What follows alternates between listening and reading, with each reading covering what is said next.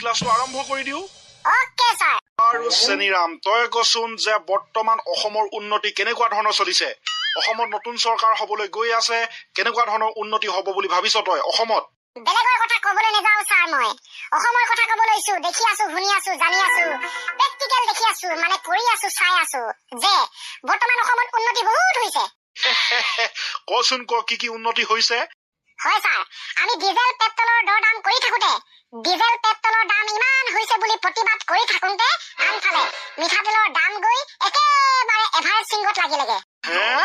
অ sir, হে কি কৰিব, একো উপায় নাই। 1 লিটাৰ মিঠাতেলৰ দাম এতিয়া 180 টকা। 180 টকা দি মিঠাতেল কিনি খোৱাতকৈ বইলিং খালে ভাল হ'ব স্যাৰ। আৰু এইকেইদিন মিঠাতেল নিকিনি মানে কিনিবলৈ পইচাই নাই, সেইকাৰণে বইলিং শাক খাইছো। আৰু এইটো হৈছে অসমৰ নতুন এটা উন্নতি। তই কিন্তু খাতাৰা উন্নতিৰ কথা কৈছ দেই বাচ্চা। নকৈ কি হ'ব স্যাৰ, উপায়টোতো নাই এতিয়া। তাকেতো উপায় একো নাই। উপায় কি কৰিবি? চৰকাৰ গঠন এতিয়াও হোৱাই নাই। চৰকাৰ গঠন নহওঁতেই এনেকুৱা অৱস্থা, বস্তু বাহিনীৰ দাম ইমান বেছি। চৰকাৰ গঠন হলে বা কি হয়? এইটো অসমৰ নতুন পৰিৱৰ্তন। হ'ব দে, এইবিলাকত লাগি থাকিলে নহব। আমি ক্লাছটো আৰম্ভ কৰো। Okay sir. অকে বাৰু টিম্পু, তই কচোন যে তই কি চাবোনৰ গা ধুই বেছি ভাল পাওঁ? Okay sir. অকে মই তাকে সুধিছো, তই কি চাবোনৰ গা ধুই বেছি ভাল পাওঁ, বা তই কি চাবোনৰ বেছি কাপোৰ ধুই ভাল পাওঁ, মানে চাবোনটো কোৱা নাম কব দিছো। Okay sir. এই জেম্বেলা, কি অকে মাৰি আছ? কি অকে মাৰি আছ? মই গম পাইছো যে তই তই ঠিক আছ। ক এতিয়া চাবোনডোখৰ নাম ক। Okay sir. ঠিক আছে তই অকে হৈয়ে থাক। নহয় স্যাৰ, মানে আপুনি মোক যোনডোখৰ চাবোনৰ কথা সুধিছে, মানে মই কি চাবোনৰ কাপোৰ ধুই বা গা ধুই ভাল পাওঁ, সেই চাবোনডোখৰ হৈছে অকে চাবোন স্যাৰ। মাই গড, অলপ ভালদৰে বুজাই কব লাগে। ইমান ডাঙৰ হলি এতিয়াও নে উল্টা পুল্টা কথা কৈ থাকে নে বাৰু? সৰি স্যাৰ। হ'ব দে, মই গম পালো যে তই অকে চাবোনৰ গা ধুই ভাল পাওঁ। ভালে হৈছে দে। Thank U sir. ঠিক আছে চানি, তই কচোন যে আমাৰ সূৰ্যটো পূবফালে কিয় ওলায়? আমাৰ সূৰ্যটো পূবফালে ওলায়। মই গম পাইছো যে আমাৰ সূৰ্যটো পূবফালে ওলায়, কিন্তু কিয় পূবফালে ওলায়? পূব, পশ্চিম, উত্তৰ, দক্ষিণ, সেই চাৰিওটা দিশৰ ভিতৰত কিয় পূবফালে ওলায় সেইটো কব লাগে মোক তই। হয় স্যাৰ, আপুনি একেবাৰে টেনচন নলব। আপোনাক মই ভালদৰে কাহিনী আকাৰত, ষ্টৰী আকাৰত মই আপোনাক বুজাই দিম, হ'বতো? হোৱাটোতো হব, কিন্তু মিছা কাহিনী কলে নহব। স্যাৰ, এইবিলাক সঁচা মিছা বিচাৰ পাছত কৰিব। প্ৰথমে আপুনি কাহিনীটো শুনক, ইণ্টাৰেষ্টিং কাহিনী, আপোনাৰ মন ফ্ৰেছ হৈ যাব। হয় নেকি?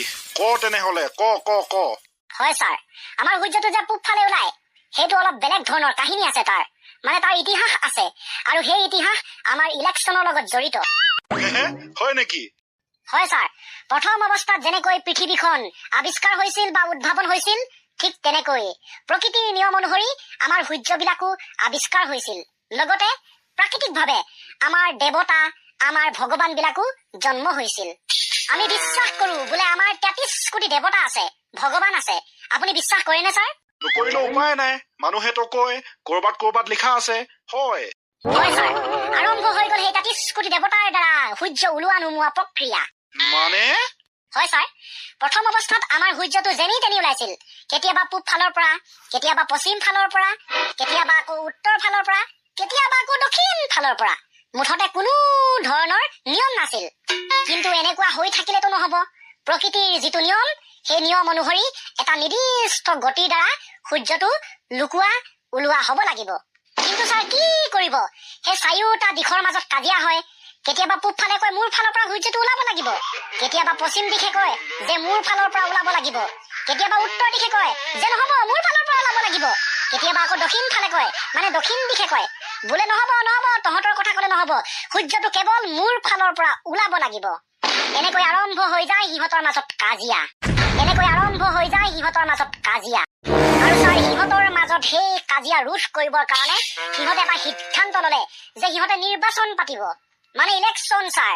আৰু সেই নিৰ্বাচনত ভোট দিব, মানে সেই নিৰ্বাচনত ভোটাধিকাৰ সাব্যস্ত কৰিব আমাৰ 33 কোটি দেৱতাই। কি কৈছো তই এইবোৰ? হয় ছাৰ, আপুনি ভালদৰে শুনি থাকক। হ'ব দে। অকে ছাৰ, আৰু তাৰ পাছতে সিহঁতে মানে চাৰিওটা দিশে এটা সিদ্ধান্ত ললে, আৰু সেই সিদ্ধান্ত মৰ্মে সিহঁতে নিৰ্বাচনৰ ডেটটো ফিক্স কৰি দিলে, তাৰমানে তাৰিখটো ফিক্স কৰি দিলে। তাৰ পাছতে আৰম্ভ হৈ গল ছাৰ নিৰ্বাচনী প্ৰচাৰ কাৰ্যসূচী, লগতে নিৰ্বাচনৰ ৰণকৌশল। চাৰিওটা দিশে নিৰ্বাচনী প্ৰচাৰ চলালে, বিভিন্নজনে সহায় কৰিলে, মুঠতে খাতৰা প্ৰচাৰ চলিলে। এনেকৈ লাহে লাহে দিন বাগৰি গল, নিৰ্বাচন পালেহি। লগতে সেই 33 কোটি দেৱতাই সেই মন পচন্দৰ প্ৰাৰ্থীজনক ভোট দিলে, আৰু এনেকৈ শেষ হৈ গল ভোট দিয়া কাৰ্য। সেই দিনটো পাৰ হল, 33 কোটি দেৱতাই নিজৰ মন পচন্দ প্ৰাৰ্থীক ভোট দিলে, আৰু লগে লগে আহি পৰিল ৰিজাল্টৰ সময়। ৰিজাল্টৰ দিন ঘোষণা কৰিলে, ফলাফল ওলাল, ৰিজাল্ট ওলাল, আৰু শেষত নতুনকৈ এখন চৰকাৰ গঠন কৰিবলৈ পালে আমাৰ পূব দিশটোৱে। তাৰমানে সেই পূব দিশটো যে আছে, পূব পশ্চিম উত্তৰ দক্ষিণ, তাৰে ভিতৰত থকা সেই পূব দিশটোৱে হায়েষ্ট 20 কোটি ভোট পাই জয়ী হল সেই নিৰ্বাচনত। আৰু লগে লগে ছাৰ শপত গ্ৰহণ কৰিলে, আৰু আৰম্ভ হৈ গল সূৰ্য ওলোৱা প্ৰক্ৰিয়া। আৰু সিদিনাৰ পৰাই ছাৰ সেই ফলাফলত মানে নিৰ্বাচনৰ ফলাফলত জয়ী হোৱাৰ পাছতে সদায় পূব দিশটোৰ পৰা আমাৰ সূৰ্যটো ওলাই। এইটো আনচাৰটো ছাৰ। তই মানুহ মাৰি পেলাবি দে, তই মানুহক পাগল কৰি মাৰিবি চানি। Thank you sir. আকৌ বোলে থেংক ইউ, কি যে কথা কৈছে ইউ, কি যে উত্তৰ দিছে বোলে সূৰ্যটো পূব ফালৰ পৰা ওলোৱাৰ কাহিনীটো বোলে নিৰ্বাচনৰ দ্বাৰা সমাপ্ত হৈছে। কি যে হব। নহলেনো কি ছাৰ, একো দেখোন কাৰণে নাই। সূৰ্যটো পশ্চিম ফালেতো ওলাব পাৰিলেহেঁতেন ন, কিন্তু নোলাই ছাৰ, পূব ফালে ওলাই। সেইটো কাহিনী ছাৰ। হ'ব দে আজিলে ছুটি। অ' মাই গড ছানী, খাতৰা কাহিনী কলি দেই তই। হ'ব দে, মোৰ লগত থাকিলে মানুহ পাগল হৈ যাব। খাতৰা কাহিনী কৈ দিম মই, বল এতিয়া যামগে। মই কিন্তু আচৰিত হৈ গৈছিলো দেই বন্ধুসকল। আপোনালোকে কেনেকুৱা লাগিলে কবচোন কাহিনীটো।